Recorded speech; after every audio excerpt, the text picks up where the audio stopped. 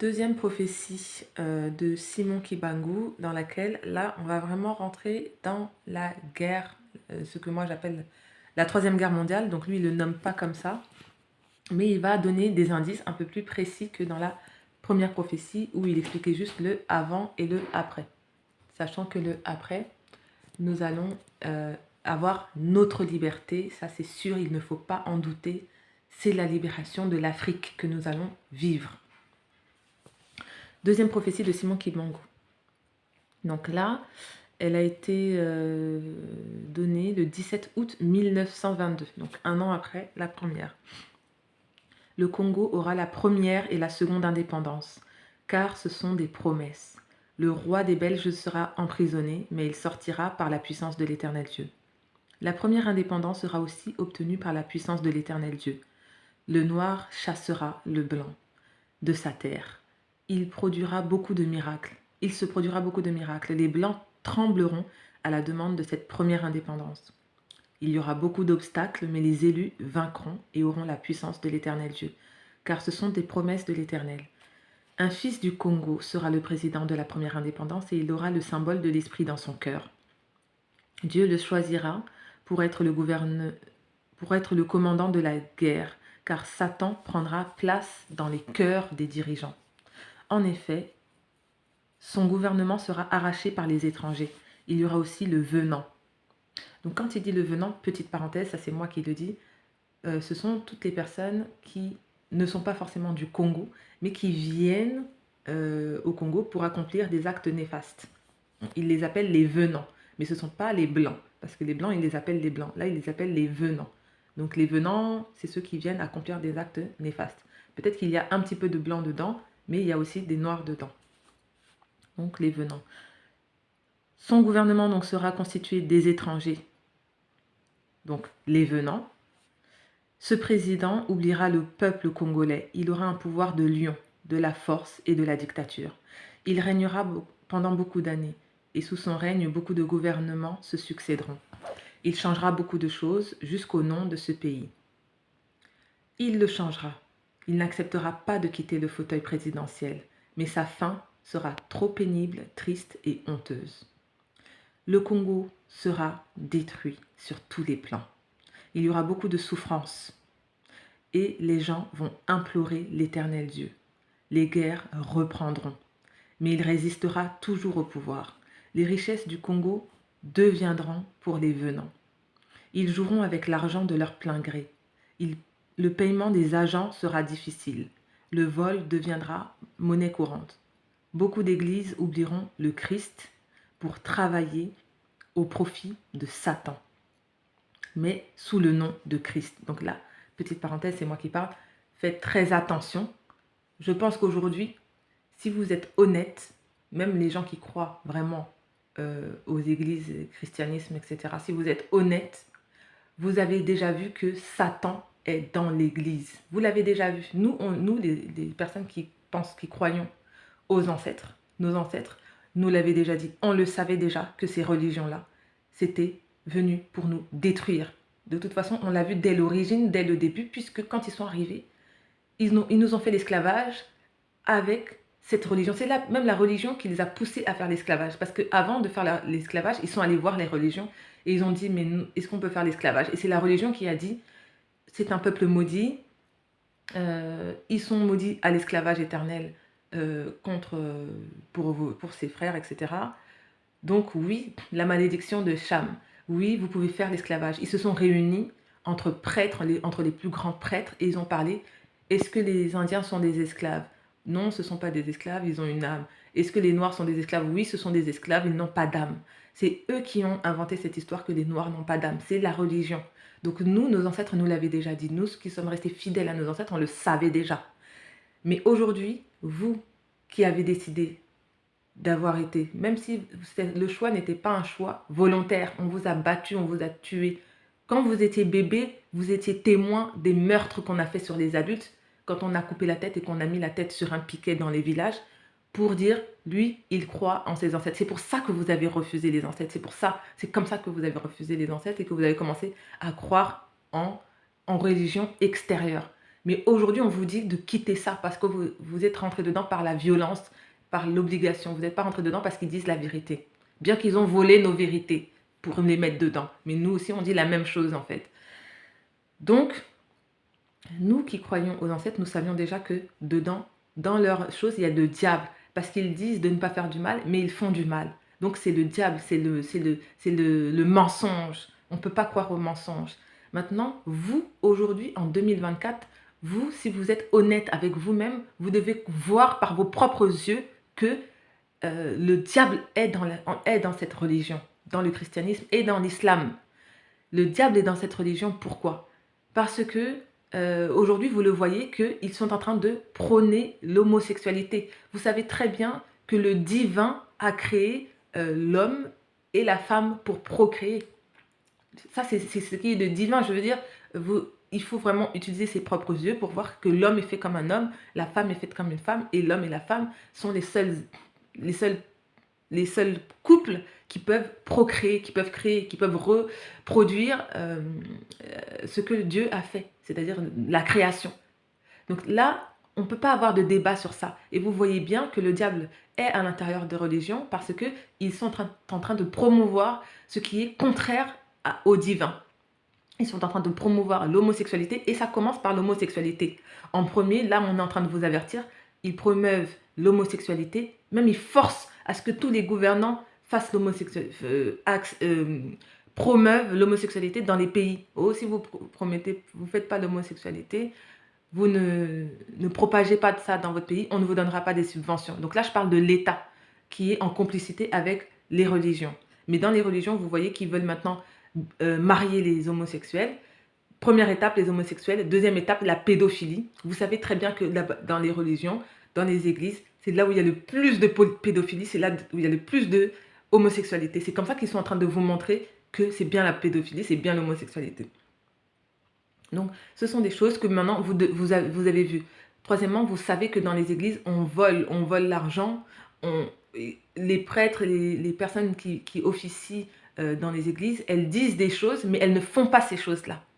Et vous savez que aujourd'hui, comme il y a grâce à Internet, on connaît la vérité, on connaît tous les scandales. Les prêtres qui vont coucher avec les femmes qui vont dans l'église, les attouchements avec les femmes d'autrui. Vous savez tous les scandales. Quand il y en a un, c'est un hasard. Quand il y en a deux, c'est une exception. Mais quand il y en a beaucoup comme ça veut dire que il y a quelque chose qui produit ça. Et ce qui produit ça, c'est à l'intérieur des églises, parce qu'effectivement, à l'intérieur des églises, l'idéologie de l'église permet que vous pouvez faire des actes néfastes, comme l'esclavage, comme la colonisation, comme la pédophilie, comme l'homosexualité, comme coucher avec la femme d'autrui. Vous pouvez faire des actes néfastes, mais Dieu va toujours vous pardonner. Il n'y a pas de sanction. Ce sont des religions qui sont venues pour vous dire que vous n'êtes pas divin, parce que ce n'est pas vous qui allez vous sauver, c'est un sauveur extérieur, alors que nous, l'ancestralité nous dit que c'est nous, notre propre sauveur, c'est nous, notre divinité, c'est nous qui devons être responsables de nos actes, et c'est nous qui devons agir pour pouvoir obtenir gain de ce que nous voulons. Ça, c'est ce que nous, on dit dans notre ancestralité. Maintenant, eux, ils sont venus vous dévier de la réalité en vous disant que vous pouvez faire ce que vous voulez. Ensuite, vous serez sauvé par quelqu'un d'extérieur qui s'appelle Jésus-Christ, quelqu'un d'extérieur qui s'appelle Mahomet. Vous pouvez faire ce que vous voulez. Après, vous pouvez vous confesser, vous serez pardonné, etc. etc. Chez nous, le pardon, ça existe pour te purifier. Mais le pardon, ça te purifie ton intérieur, mais ça n'empêche pas que tu vas payer la responsabilité de tes actes. Parce que quoi que tu fasses comme acte, tu les payes. Mais il faut pardonner, mais il faut demander pardon, mais il faut aussi assumer la responsabilité de tes actes. Si tu te rentres dans l'eau, tu seras mouillé. Si tu rentres dans le feu, tu vas brûler. Donc, si tu fais du mal, tu vas aussi avoir du mal sur toi. C'est le karma. On appelle ça chez nous le karma. Ça revient, c'est naturel au fait. Donc, c'est les lois de la nature, c'est la science que nous sommes en train simplement de vous prévenir. Donc, chez nous, il y a la responsabilité des actes. C'est toi qui vas travailler pour obtenir de l'argent, c'est toi qui vas travailler, c'est toi qui vas être responsable de tes actes. Si jamais tu fais quelque chose, tu le paieras aujourd'hui ou demain, mais tu le paieras. Donc, ces religions, aujourd'hui, vous pouvez l'observer par l'observation, même au niveau financier. Vous observez que vous êtes tout le temps en train de tendre la main pour demander à Dieu d'aller vous faire du travail, etc. On vous dit qu'il faut arrêter de regarder Dieu comme ça et que c'est à vous de travailler, c'est à vous de mettre en place des choses. Même que tout ce qui se passe en Afrique, tellement on est dans la passivité, parce que vos dieux de religion vous ont laissé passifs. Et c'était leur but. Quand vous écoutez la parole du roi Léopold II qui parle à ses missionnaires, il explique bien à ses missionnaires, vous devez faire en sorte qu'ils tendent l'autre joue. Comme ça, c'est nous qui allons prendre la richesse. Et eux, ils doivent seulement travailler pour nous. Donc, quand vous savez ça, vous entendez ça, vous ne pouvez plus fermer les yeux. Maintenant, si vous fermez les yeux, c'est que vous êtes complice. Parce que vous savez qu'il y a quelque chose qui cloche dans les églises, il y a quelque chose qui cloche dans l'islam. Mais vous êtes complice parce que vous avez un bénéfice à rester dedans. Parce que vous êtes trop peureux pour sortir de là. Donc, vous êtes devenu complice. Maintenant, je vais reprendre le texte de Simon Kibangu.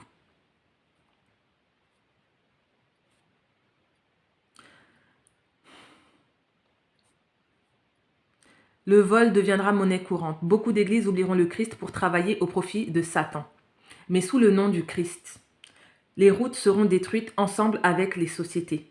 Le tout sera complètement délabré. L'argent perdra toute sa valeur, mais il y aura plus ou moins à manger par la puissance de l'Éternel Dieu.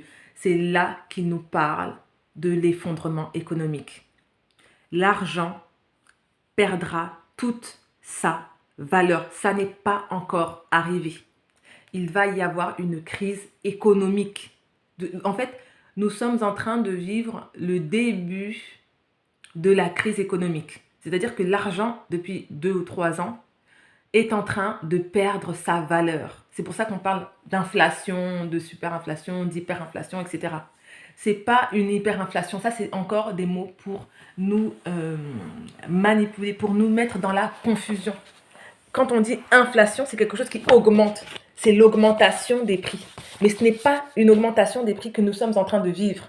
C'est une diminution de la valeur de l'argent parce que cette monnaie, et je vous expliquerai ça dans une autre vidéo, a été conçue sur le mensonge, la manipulation, etc. Donc, elle ne pouvait pas tenir éternellement. Il fallait bien qu'il y ait un jour où ça s'arrête. Et le moment est arrivé pour que ça s'arrête. Maintenant, l'argent est en train de perdre sa valeur. Et plus on injecte de l'argent, de la monnaie, donc de la fausse monnaie, parce que normalement, la monnaie doit être basée sur le travail. On doit fabriquer de l'argent quand il y a travail. On doit fabriquer de l'argent quand on a de la richesse, quand on a de l'or, du diamant, etc. Mais là, ils sont en train d'injecter de la fausse, ça devient de la fausse monnaie parce que c'est de l'argent qui est imprimé sans qu'il y ait de travail derrière. Donc, c'est de l'argent illusoire, c'est une fausse monnaie.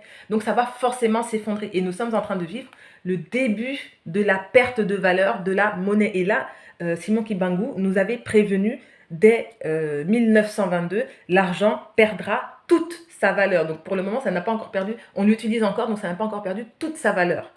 Mais lui, il dit que l'argent perdra toute sa valeur. Mais il y aura plus ou moins à manger par la puissance de l'Éternel Dieu, parce que nous serons sur nos terres. Nos terres africaines sont des terres où il y aura toujours à manger. Il y aura plus ou moins, c'est-à-dire qu'il y aura des jours où on ne pourra pas manger, il y aura des jours où on pourra manger, mais on va survivre.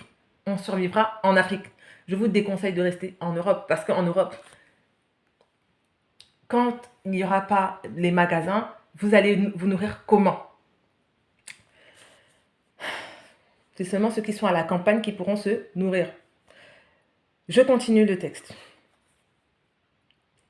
Donc, il y aura plus ou moins à manger par la puissance de l'Éternel Dieu. Mes paroles ne passeront jamais sans que ces choses ne s'accomplissent. Moi, j'irai dans un pays lointain, mais je rentrerai au Congo. Les Blancs vont chercher ma mort, mais ils ne réussiront jamais. Non, en vérité, c'est pourquoi servez Dieu en vérité. Renoncez aux pratiques obscures. Petite parenthèse de Jaka Pakwa. Nous, les Africains, nous sommes devenus mauvais jusqu'à la plus profonde de notre cœur. Nous pratiquons des pratiques obscures. Nous pratiquons des pratiques obscures. C'est-à-dire que nous faisons le mal aux autres. Parce qu'un tel a volé mon mari, je vais lui lancer une malédiction, je vais lui lancer un sort, je vais lui lancer une maladie, je vais lui lancer quelque chose pour la tuer. Parce que je suis jalouse de l'autre qui commence qui a une étoile, une bonne étoile, je vais aller récupérer son étoile. Ce sont des pratiques des blancs, ça. Hein. Ce sont des pratiques des blancs que nous sommes en train de faire. Parce que quand ils sont allés chez nous et qu'ils sont venus chercher notre connaissance spirituelle, ils l'ont transformée dans la franc-maçonnerie notamment. Et c'est eux qui ont utilisé les sacrifices humains. C'est eux qui ont utilisé le sang des êtres humains. Ce n'est pas une pratique que nous connaissons. Nous pouvons faire avec les animaux, eux, ils font avec les humains. Et maintenant, c'est ce que nous pratiquons puisque nous sommes devenus les Blancs. Maintenant, nous pratiquons le mal pour le mal. Il faut être aussi honnête avec le fait que ça ne nous appartient pas. Parce que nos ancêtres, dans le passé, il n'y avait pas de vol, il n'y avait pas de mensonge. C'est-à-dire que vous connaissez tous la manière, quand on utilisait nos cultes, notre culture, ce que on nous a volé et qui se trouve dans les musées là. Quand on utilisait ça, sachez bien que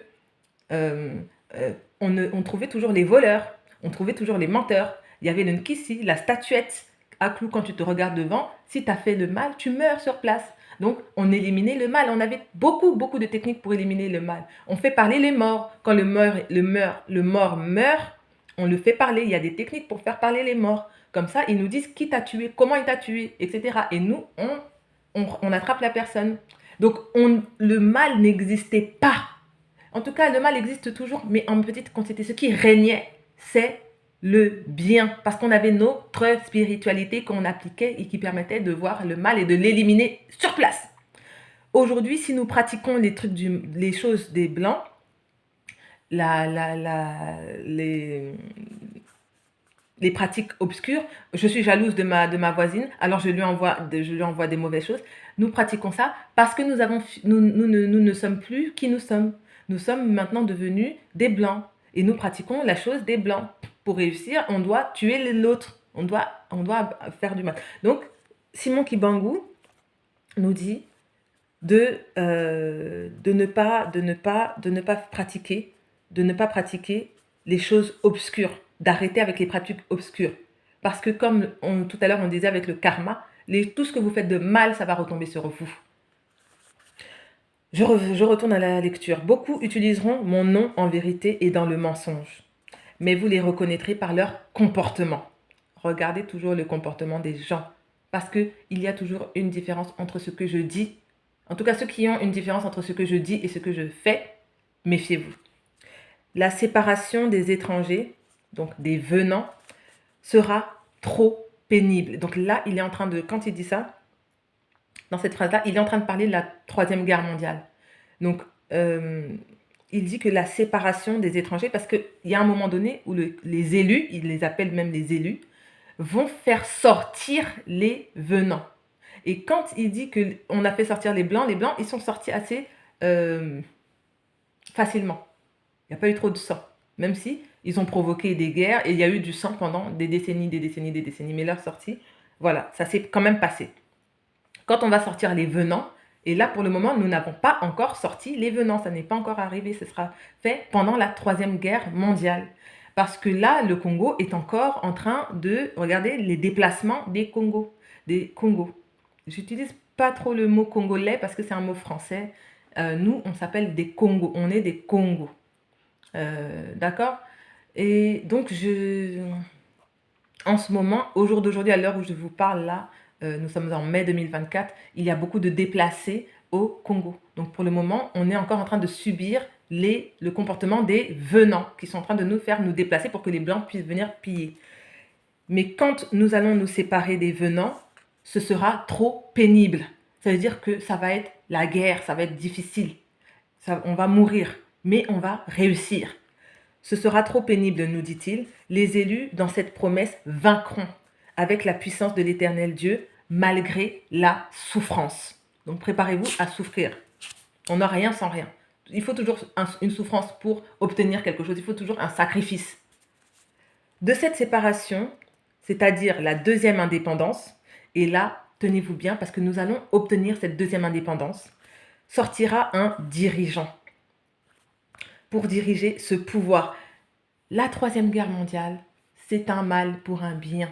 C'est un mal pour un bien. Nous allons souffrir, nous allons périr, nous allons faire couler notre sang. Mais nous allons être libres véritablement et définitivement. Nous allons être libres.